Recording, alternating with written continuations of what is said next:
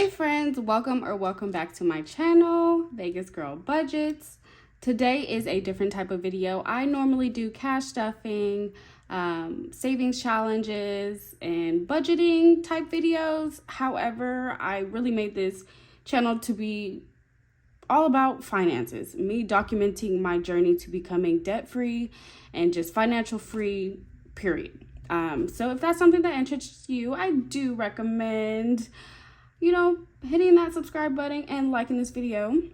All right, so today I am doing sort of a debt confession.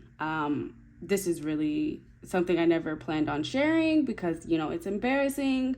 It's, it's putting out there that I have not been good with my money. I have not been good with borrowing money from these banks, so now I am paying for it. And to get back in good standing, I want to do the right thing and take care of it. For starters, I only have one open credit card, and it is a credit builder card. I'll go into detail about that, but my reasoning for saying that is because all of my debt right now is collections. It is delinquent accounts like charge-offs, just bad debt. And a lot of people say, don't pay collections, because once you pay it, it'll still be reflected on your account as a bad account, blah, blah, blah, blah. I hear that, absolutely.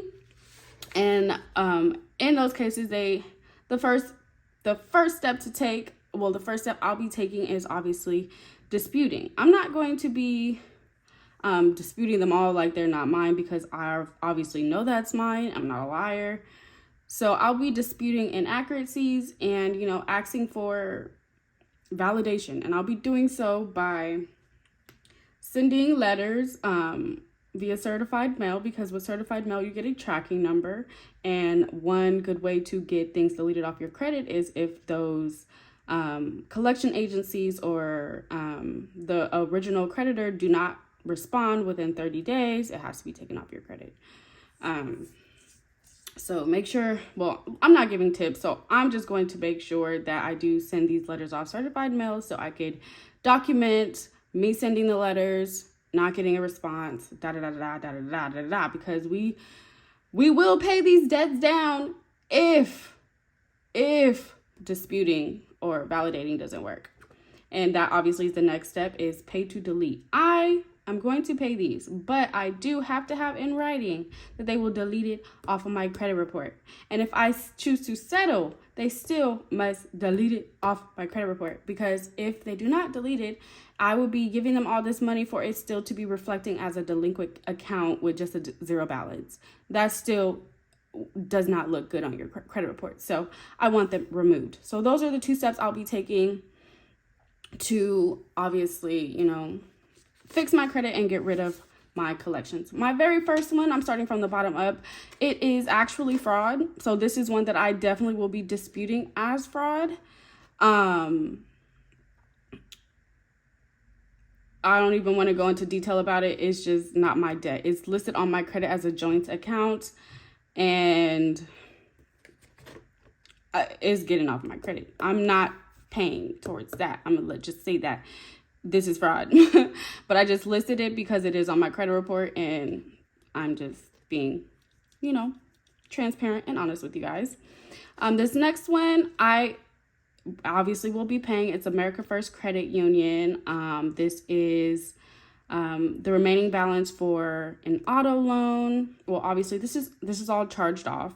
So it's a remaining balance of an auto loan, as well as a credit card and a line of credit, all combined. So all combined, this is what I owe America First Credit Union. And the story behind this is I had a really, really rough patch, and I ended up getting my car impounded, and I couldn't afford to get it out. So with that, I obviously, it was like a voluntary repo. It's not reporting on my car as such. I don't think so. I mean, just charge off. So obviously that's what it means. But yeah, so that's the remaining balance of a car loan, line of credit, and a credit card altogether, which is not bad. It's any debt is bad debt, but it's not bad. The next is Sprint. While I was in this rough patch, this is all around 2021, 2022. Most of these is from that rough patch because I wasn't working. Obviously, I didn't have any income, so how could I pay these people with no income? Anyway, so with Sprint, my phone had broken, and although I was paying for insurance, they wanted me to pay $300 to get my screen fixed, and that didn't make any sense to me. So I needed a phone, and I needed one ASAP. So I just started a new plan with T-Mobile, which is funny because Sprint merged into T-Mobile. But being that I had Sprint since I was like in high school, I was able to kind of like switch from Sprint, merge with T-Mobile to just T-Mobile, and I have a phone with T-Mobile now. So I owe Sprint. And then Op Loans, it's a personal loan I took back obviously during the same period. I owe $1,424. I'll pay that if I have to. No, I definitely have to pay this one. They're on my back already every single day. I just have to get in writing that they will delete it. And then EMS, I rode in a fire truck for all of 9 minutes. 9 minutes in a freaking fire truck, and that cost me $1,204. So yay me. It was a fun experience though. I can say, like, I was in there laughing with the firemen, but here's the bill. Anyway, moving on. This was back when I was going to community college. I was in college and I was getting financial aid. But with this one class, it wasn't working well with my work schedule, and I was not smart and I didn't drop the class. So I just never showed up. And being that I never showed up, I now owe back this amount for, being that it was paid for with financial aid and I never showed up, I owe this class to CSN. And then next, Capital One. This is going back to like 2018, 19. It was when I was first starting to build my credit really. I got a $500 credit card from Capital One, maxed it out because I was young and silly, and never paid it, so that's still there. I have to pay. And Cox, this one is actually not my debt. It kind of goes back with this eviction. This person, you know, I was living with them, and you know, shit just got ugly. So I'm actually going to pay this one because I actually did give permission to get this in my name, and I'm fine with paying this back. It just popped up on my credit last month in March. So this eviction and this Cox bill just popped up. I didn't even know they were due, obviously, because it was my social on these accounts, but not my name.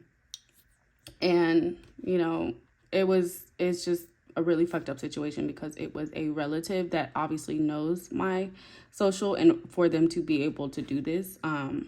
Moving on. And then Progressive.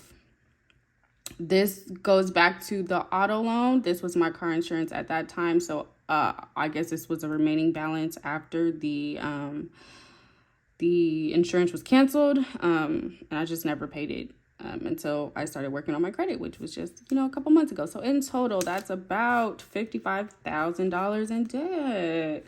Yay! 37 of which I do not plan on paying. I hope that I'm able to dispute this. Paying the Cox bill is fine, but $37,000 and I don't get nothing from that? I don't think I could do that, to be honest. Like, come on now.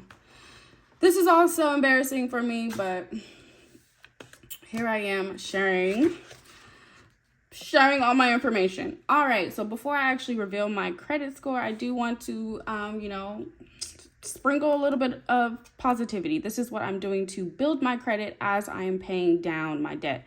So I do have a unsecured card with Credit One Bank. It is a credit builder card, so it has a really low credit limit and a high APR.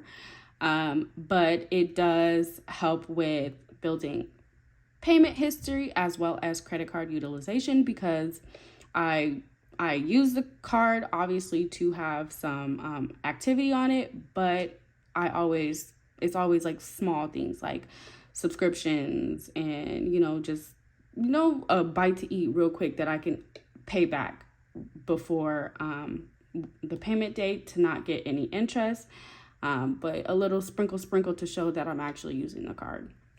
And then I have a secured Chime credit card, which is me using my own money, but it helps with payment history. And then I also have a Kickoff, secured card, as well as a credit builder plan. This one is really special because it does help with payment history, and it also helps with credit card utilization, being that with this plan, they report a $2,500 line of credit at a 9% credit card utilization to all three bureaus. And that's not money that I actually have access to. It just reports that on my credit, which obviously helps my credit utilization and payment history again. And credit utilization and payment history, it makes up 65% of your score. So that's why these are the main things that I'm focusing on as I am paying down my debt, because this is building debt, I mean, hell no, it's building credit. As I am paying down my debt, okay? And then I actually started this off with their base plan, which is $5 a month versus $20 a month. And the $5 a month, it reports as a $750 line of credit, and it put like $30 on there, and it reported. And that alone, with just paying down some of my debt that has already been deleted, it raised my score 80 points. And I started that in September with just paying $5 a month, not doing anything else. But just recently I upgraded to the $20 a month with a $2,500 line of credit. And then lastly, it is also something new that I'm doing. It is a self credit builder account, and it's a certificate of deposit. So I'll be paying $25 a month. And once I reach a balance of like $500 to $600, I can get that money back. Mine is, of course, like a small fee, but it also helps with payment history, on-time payment history. So all of these help with payment history, and two of them help with credit utilization. And the two that help with that, obviously, is my unsecured credit card and my Kickoff credit builder premium plan. So I will share my referral codes for Kickoff, Chime, and Self, because if you are also on a journey to fixing your credit, I definitely recommend doing your research and checking those out. And we could be helping each other. If you sign up with my referral code, I can get some money to go towards paying down these debts. So let's help one another on this one. So the embarrassing moment of it all, my credit score. Right now with Experian, I have a $580 credit score. With Equifax, it's $584, and with TransUnion, it's $582. I do know that these are just like not really my credit score. It's really based off of my FICO score, but I believe it'll be close enough to my FICO score. I don't know, because I've been doing a lot of research about credit recently, and I just found out that there's like different types of FICO scores. So I just know the basics. I'll be learning and growing. This is all just documentation for myself. This is April 2024, and this is where I'm at currently. This is my credit summary as of right now, and I want to continue to document and do check-ins to see where I'm at, how much debt I can pay off, how far I could get my credit score up to, and I want to bring you guys along on the journey. So yeah, that's really it for today. I don't think there is any more to touch on.